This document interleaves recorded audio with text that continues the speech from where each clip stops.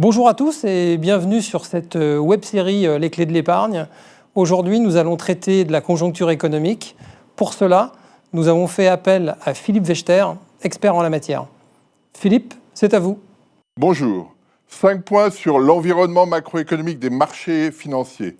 Le premier, c'est une croissance qui continue d'être plutôt robuste en 2018 et qui va continuer en 2019 à être plutôt forte. Simplement, elle n'est plus marquée par une accélération, comme ça avait été le cas en 2017, par manque d'impulsion. Il y avait eu d'importantes impulsions monétaires en 2017 dans les pays développés et dans les pays émergents. Ça n'est plus le cas en 2018 et ce ne sera pas non plus le cas en 2019, d'où cette croissance qui se stabilise et c'est plutôt un bon signe, notamment pour les pays de la zone euro. Premier point. Deuxième point, dans cet environnement, toujours pas d'inflation. C'est une caractéristique du cycle actuel. Il n'y a pas d'inflation et les anticipations d'inflation restent très réduites, que ce soit aux États-Unis ou en zone euro. Troisième point, s'il y a de la croissance et peu d'inflation, les banques centrales n'ont aucune incitation à hâter leur normalisation, c'est-à-dire à remonter leur taux d'intérêt.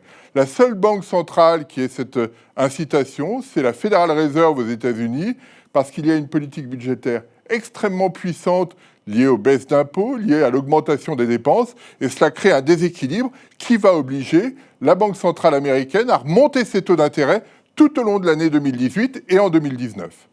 Quatrième point, comme il n'y a pas d'anticipation d'inflation très forte et qu'on connaît les banques centrales très vigilantes, eh bien les taux d'intérêt de long terme vont rester plutôt à des niveaux bas. Ce sera le cas en zone euro, ce sera le cas aussi aux États-Unis. Dernier point, les risques. Il y a des risques sur le prix du pétrole. On a vu que les menaces américaines sur l'Iran avaient créé une pression à la hausse sur le prix du pétrole. C'est un facteur un peu déstabilisant qui peut générer un peu d'inflation à court terme. Il y a aussi un risque sur les pays émergents. L'accélération à la hausse des taux d'intérêt de la Fed est un facteur déstabilisant pour les pays émergents. En d'autres termes, une croissance qui reste plutôt bonne, pas d'inflation et des taux d'intérêt plutôt bas un peu partout dans le monde, ce qui reste un environnement favorable pour les actifs risqués. Merci beaucoup Philippe Wechter. Nous espérons que cet épisode a répondu pleinement à vos interrogations. Aussi, nous vous proposons d'échanger via le hashtag #CléEpargneFi. Vous avez également à votre disposition le site internet Vision Patrimoine. Et évidemment, prenez rendez-vous avec votre conseiller et ce fera un plaisir que de vous conseiller de manière personnelle et de vous accompagner dans la durée. À très bientôt.